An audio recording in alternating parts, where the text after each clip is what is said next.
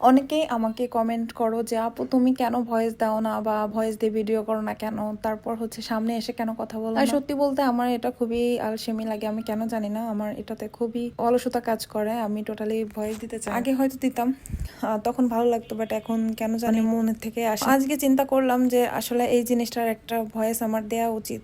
আর এটা হচ্ছে আমি একটা পেজ থেকে অর্ডার করি, সেটাও তোমাদের সাথে শেয়ার করব। তো এখানে দেখতে পারতেছো এই যে টাপ কেক আর হচ্ছে আরেকটা ভ্যানিলা কেক আছে, দুইটাই তোমাদের সাথে শেয়ার করব। তো এই দেখো আমাদের রিয়াকশনটা দেখো বাচ্চাদের, ওরা মানে কতটা এক্সাইটেড, মানে কেকটা এত দারুণ হয়েছে, এত দারুণ হয়েছে। এটা হচ্ছে টাপ কেক আর এই যে এখন কাটা হচ্ছে এটা হচ্ছে ভ্যানিলা কেক। তো দুইটাই হচ্ছে অনেক সুন্দর হয়। আর আমি উপরে লিখে দিতে বলি যে হ্যাপি ফ্যামিলি, তো সে সেইভাবেই এটা লিখে দেয়। আর হচ্ছে মানে কেকটা এত সফট হয়েছে কি বলবো, আমি লাইফে অনেক কেক খেয়েছি বাট এরকম কেক আমি কখনো খাই নাই। শুনেছি যে হোমমেড কেক নাকি অনেক ভালো হয়, বাট আমি যেগুলো ট্রাই করছি সেগুলো একদমই ভালো ছিল না। কিন্তু বাবার বাড়িতে এসে ঢাকা থেকে এইটা অর্ডার করে আমি মানে খুবই স্যাটিসফাইড, কি বলবো, অসাধারণ লেগেছে আমার।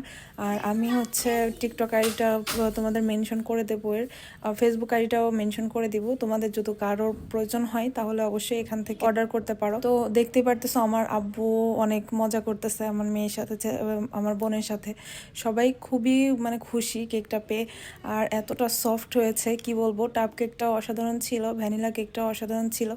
তো তোমাদের যদি ঢাকার ভিতরে যদি কারো প্রয়োজন হয় অবশ্যই এই পেজটাতে তোমরা অর্ডার করতে পারো। সবাই ভালো থেকো, সুস্থ থেকো, আল্লাহ হাফেজ।